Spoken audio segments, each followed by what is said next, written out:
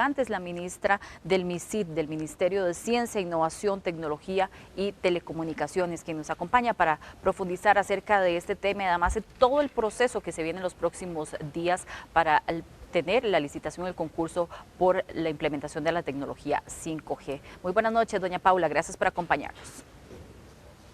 Buenas noches, muchísimas gracias por invitarme a conversar sobre este tema tan importante para el país. Muchas gracias por acompañarnos, señora ministra. El día 23 de enero será crucial para el proceso de implementación de la tecnología 5G en el país. Ese día se tiene prevista la realización de la subasta de los bloques de frecuencias. Explíquenos de la manera más sencilla cómo será este proceso, ya que es una modalidad distinta a la que se ha realizado en otros concursos. Sí, como usted bien lo dijo, lo que está agendado por la SUTEL, recordemos que la SUTEL es el organismo, en este caso, encargado por ley de realizar la subasta de frecuencias, y lo que se estará haciendo el 23 de enero es, primero, la subasta en donde van a participar los operadores nacionales. Ellos podrán ofertar adquirir el derecho de uso de frecuencias según sus planes de negocio, pero según los topes que definió SUTEL para cada una de las bandas, bajas, medias y altas. Lo que quede disponible de esta subasta del 23 de enero, entonces esas frecuencias disponibles se estarán subastando el 24 de enero para los 5 operadores regionales que quedaron dentro del proceso o que fueron calificados por la SUTEL como operadores regionales que pueden participar en el proceso. Entonces, el 23 primero son todas las frecuencias en donde estarían participando los 2 operadores nacionales privados, Liberty y Claro, y el 24 los 5 operadores regionales. Doña Paula, y son 7 operadores en total los que estarían participando en esta recta final de este proceso, pero justamente podemos estar seguros, tal vez si usted nos explica cómo fue este proceso en que se seleccionaron a los candidatos, y estamos seguros que fueron esos candidatos idóneos para ejecutar la implementación de esta tecnología en el país. Y lo mencionamos porque incluso hubo opiniones divididas de que el decreto donde se deja por fuera a las compañías que pertenecen a países que no firmaron el Tratado de Budapest se basó en criterios políticos y no tecnológicos. Entonces, ¿cómo estamos seguros de que realmente son esos los candidatos ideales los que están ahora en este proceso? Muy bien, aquí hay que hacer una diferencia. En el proceso de subasta van a participar los operadores regionales y nacionales. Y los 7 que entran porque según los requisitos que establece la SUTEL para que tanto operadores nacionales como regionales pudieran participar, entre otros, por ejemplo, que tuvieran la capacidad financiera para poder cumplir con los requisitos que van a adquirir a la hora de que se les adjudiquen las frecuencias, pues estos son los 7 operadores que logran pasar ese pliego de requisitos, si se quiere, establecidos por la SUTEL. Ahora bien, recordemos que el decreto de ciberseguridad de redes el decreto de ciberseguridad en redes 5G y superiores establece una serie de requisitos que deben de cumplir los operadores, ¿verdad? Nacionales en este caso, bueno, los regionales también, y también el decreto incluye una serie de requisitos que los operadores tienen que cumplir a la hora de adquirir equipamiento. ¿Por qué hago la aclaración? Porque hasta el día de hoy nosotros contamos con 3 operadores nacionales únicamente, que son Liberty, Claro y el ICE. Según la subasta y el avance que logró la SUTEL identificando cuáles operadores nacionales podían participar en el proceso de subasta, el país continuará por los próximos años contando únicamente con 3 operadores nacionales, que es más que suficiente. Los países muchísimo más grandes en territorio y con muchísimos más habitantes cuentan únicamente, muchos de ellos, con 3 operadores. Porque hago la aclaración, esto es para indicar que nosotros como país no recibimos un interés por parte de otra empresa que quisiera venir a operar como un operador nacional. Entonces nos quedamos con los 3 que ya mencioné. Ahora bien, el convenio Budapest, sí, los operadores nacionales y regionales a la hora de pensar en adquirir equipamiento tienen que regirse por los requisitos o los lineamientos que incluye el decreto de ciberseguridad en redes 5G, que incluye, entre otros requisitos, si se quiere, el convenio Budapest. Entonces, es a la hora de adquirir equipamiento que se estaría excluyendo específicamente a Huawei, por las razones que hemos indicado. China no es un país firmante del convenio Budapest, por tanto, empresas que tienen casa matriz en China no pueden participar en el despliegue de redes 5G. Ahora, señora ministra, la empresa china Huawei ha señalado como discriminatoria esa decisión que los ha dejado por fuera de este proceso. Y también han señalado o han sugerido que este proceso se podría haber politizado. ¿Cómo la tensión entre Estados Unidos y China ha terminado también influyendo en este proceso de 5G? Vean, sí, Huawei dijo no solamente dijo que el decreto estaba siendo discriminatorio, pero ellos pusieron un recurso de amparo y una acción de inconstitucionalidad ante la Sala Cuarta, ante la Sala Constitucional. Y los magistrados que conforman la sala, después de hacer un análisis tanto de lo que Huawei decía o dice, que el decreto los excluye, que no permite la libre competencia, que está violando acuerdos que se incluyen dentro del Tratado de Libre Comercio con China, etcétera, etcétera. La sala finalmente lo que dice es que el decreto no imposibilita, no es discriminatorio, no promueve lo que se llama en la industria multivendor, es decir, que varias empresas participen, no solamente una, no está infringiendo en ningún acuerdo que se estableció a través de un tratado de libre comercio. Y algo muy importante que la sala también indica es que aquí estamos viendo un tema que tiene que ver con seguridad nacional, porque recordemos que el decreto, el Ejecutivo, elabora este decreto de ciberseguridad en redes 5G a raíz de los ciberataques que recibimos en el 2022.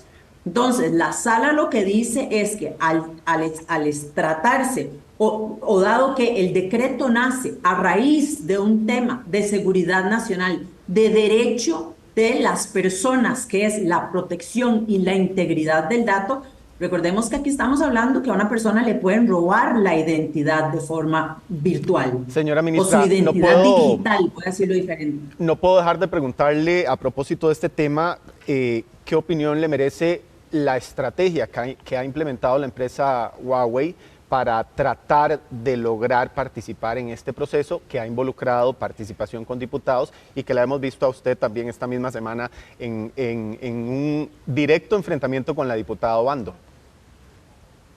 Bueno, a mí me preocupa muchísimo, porque lo que está pasando en el país es que una empresa privada internacional, no es una empresa costarricense, está tratando de coaccionar el accionar del Estado. ¿Y por qué lo digo así? Vean, a las pruebas me remito. Ya presentaron un recurso de amparo y una acción de inconstitucionalidad que la Sala Cuarta les dijo no procede. No contentos, ya presentaron 2 medidas cautelares ante el Tribunal Contencioso. No contentos, les apoyan 80 o 2 sindicatos de los 7, creo que tiene el ICE. ¿Y por qué le digo los apoyan? Porque si usted ve las razones de las medidas cautelares que presenta el FIT, estos 2 sindicatos del ICE, y usted ve las razones, justificaciones que utiliza Huawei para las medidas cautelares que ellos presentan, es una copia. Lo que hace uno, lo que hace otro. Pero voy más allá, las reuniones que llevó a cabo Huawei con varios diputados de la Asamblea. O sea, todo esto es una empresa privada tratando de utilizando medidas legales que ofrece el país para ellos coaccionar el accionar del Ejecutivo en este punto en específico. Y le voy a dar otro ejemplo que es muy preocupante. El ICE continúa con el proceso de selección de posibles proveedores de equipamiento para 5G, para las redes de 5G.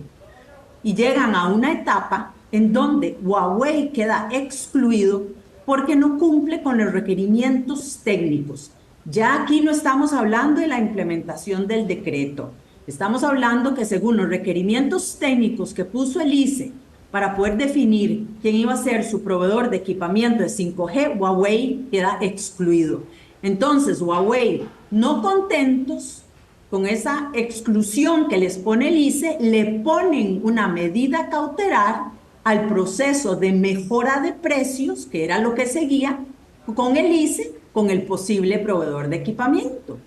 Entonces, ¿cuál es el mensaje que nosotros recibimos? Que Huawei lo que está diciendo es, o me adjudican a mí, o me dejan a mí ser parte del proceso de 5G, o nosotros detenemos el despliegue de 5G en Costa Rica. Y esto es muy peligroso. Doña Paula, también hay un tema que preocupa, es porque urge muchísimo, sobre todo para el sector industrial, que se implemente la red 5G, que esto se ponga en funcionamiento, que el país empiece a implementarlo, pero ¿cuáles son esos principales retos para poder hacerlo de la manera más rápida, con prontitud? Porque esto urge para aumentar la competitividad del país.